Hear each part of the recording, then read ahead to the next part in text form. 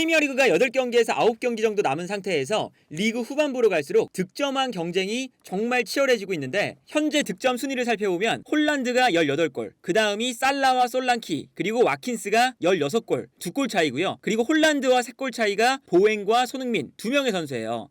득점 순위만 봐도 손흥민 선수가 홀란드와 득점 차이가 3골 차이밖에 나지 않거든요. 그렇기 때문에 이번 시즌 또다시 손흥민 선수가 득점왕을 차지할 수 있는 가능성이 충분하게 남아있는 상태입니다. 오히려 지지난 시즌에 득점왕을 차지했을 때보다 상황 자체는 더 좋다고 할 수가 있어요. 그때 당시에는 살라가 워낙에 득점을 많이 했기 때문에 차이가 많이 벌어져 있었거든요. 그런데 그때는 살라가 정말 예상치 못하게 네이션스컵을 치르고 와서 체력적으로 매우 지친 상태였죠. 그러다 보니까 부진에 빠지면서 손흥민 선수가 격차를 좁혀나갈 수가 있었거든요. 그런데 지금은 살라라든가 홀란드, 솔랑키, 와킨스 이런 선수들이랑 득점 차이가 얼마 나지 않는 상황이라서 8경기, 9경기 내에 어떤 일이 벌어질지는 아무도 모릅니다. 그리고 아무래도 손흥민 선수가 약간 일정상 우위에 있는 게, 득점 순위권을 보면 정말 월드클래스 공격수가 홀란드, 살라, 그리고 손흥민. 그런데 홀란드와 살라 이 2명의 선수는 아무래도 유럽 대항전에 진출을 해 있는 상태죠. 그리고 유럽 대항전이 진행되면 진행될수록 이제 챔피언스리그 8강전이지만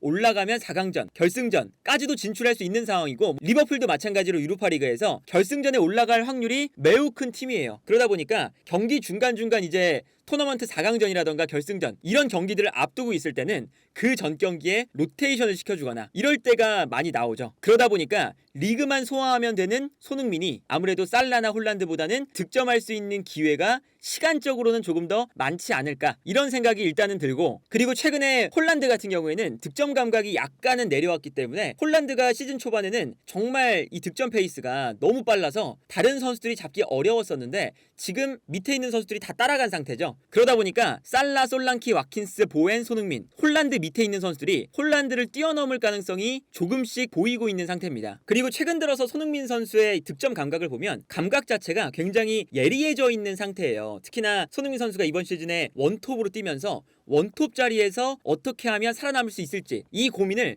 정말 많이 한 것처럼 느껴지죠.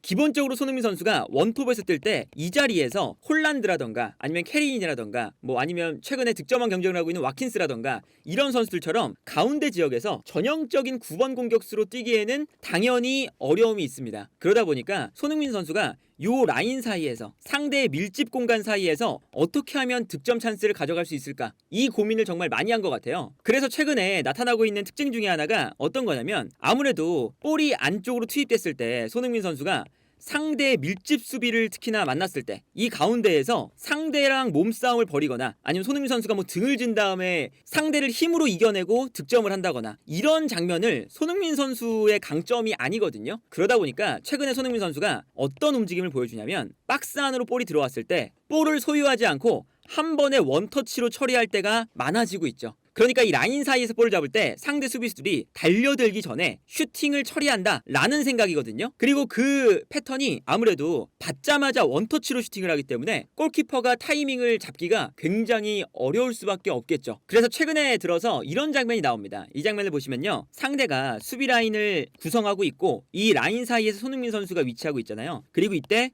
오른쪽 라인에서 클루셉스키가 크로스를 보내주는 상황입니다. 근데 여기서 손흥민 선수가 라인 사이에서 볼을 잡기 때문에 여기서 볼을 잡았을 때 손흥민 선수가 볼을 터치를 한 다음에 소유를 하고 슈팅 자세를 잡은 다음에 슈팅을 하면 아무래도 주변에 있는 수비수들이 손흥민에게 달려들 가능성이 매우 큰 상황이었어요. 그런데 여기서 손흥민 선수가 올라오는 크로스를 그냥 원터치로 슈팅으로 가져가죠. 그러다 보니까 골키퍼가 손흥민 선수가 볼을 컨트롤할 줄 알고 기다리고 있다가 원터치로 슈팅을 하니까 몸을 날리는 속도가 늦었습니다. 그래서 이 장면에서 골키퍼가 다이빙을 하는 속도가 늦으니까 손흥민의 원터치 슈팅이 골키퍼가 반응도 하지 못하고 들어가는 이런 장면이 있었어요. 이 장면이 아깝게 골대를 맞고 나왔지만 이런 장면을 아마 최근 경기들에서 자주 보셨을 거예요. 손흥민 선수가 박스 안에서 최대한 간결하게 원터치 혹은 투터치로 슈팅을 빨리 가져가려는 움직임을 보여주거든요. 이것도 사실은 손흥민 선수가 전형적인 9번 공격수가 아니니까 여기서 손흥민 선수가 이제 살아남기 위한 강점 혹은 손흥민 선수만의 파괴법이 바로 원터치 슈팅에 있다. 그래서 아마도 이번 시즌 안에 저 원터치 슈팅이 슈팅이 득점으로 이어질 가능성이 저는 높아 보이거든요. 최근 들어서 저런 슈팅을 많이 시도하고 있어서 조만간 손흥민 선수가 원터치 슈팅으로 득점을 성공하지 않을까 이런 생각도 들고, 여기에 더해서 손흥민 선수가 박스 안에서 또 살아남는 두 번째 방법은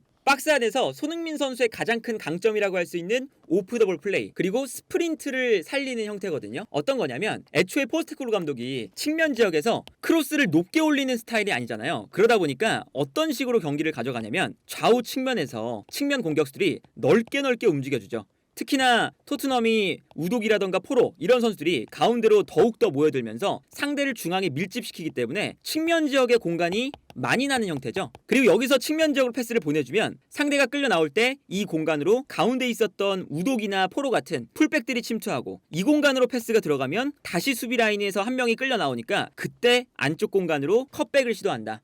그래서 포스테코글루 감독이 토트넘뿐만 아니라 셀틱에 있을 때도 최전방 공격수 자리에 오히려 전형적인 9번 공격수가 아니라 빠른 선수를 배치하는 걸 좋아했어요. 그러다 보니까 셀틱에서도 일본 국적의 측면 공격수 후루아 시쿄고를 최전방 공격수로 사용을 했었고요. 요코하마에서도 마찬가지였습니다. 그래서 포스테코글루 감독이 가는 팀마다 측면 공격수 중에서 가장 빠른 선수를 중앙 공격수로 배치를 하는 이 패턴이 늘상 있었거든요. 그리고 그 모습이 이번 시즌은 손흥민 선수죠. 그리고 손흥민 선수가 컷백이 들어올 때 상대를 한 명 한 명씩 끌어내면서 공간이 생기잖아요. 그러면 이 공간을 정말 기가 막히게 타이밍을 잡아서 뛰어나가기 시작합니다. 당연히 공간이 생기면 상대 수비수들도 이 공간을 메우러 오잖아요. 그럼 메우러 오기 전에 손흥민 선수가 먼저 움직여서 컷백을 받아서 득점으로 만드는 이런 장면들이 정말 많죠. 이번 시즌 아마 손흥민 선수가 이런 패턴으로 가장 많은 득점을 했을 텐데, 지난 경기에서 득점했던 장면도 바로 이런 장면이거든요. 이 장면을 보시면 왼쪽에서 베르너가 뛰어들어가면서 상대 수비를 끌고 들어가고 있습니다. 그리고 상대 수비가 분명히 잘 정돈된 상태였어요. 그런데 수비 라인이 아무래도 베르너가 뛰어가고 반대편에서는 브레넌 존슨이 뛰어가기 때문에 수비 라인 자체가 약간 뒤로 물러나는 형태였거든요.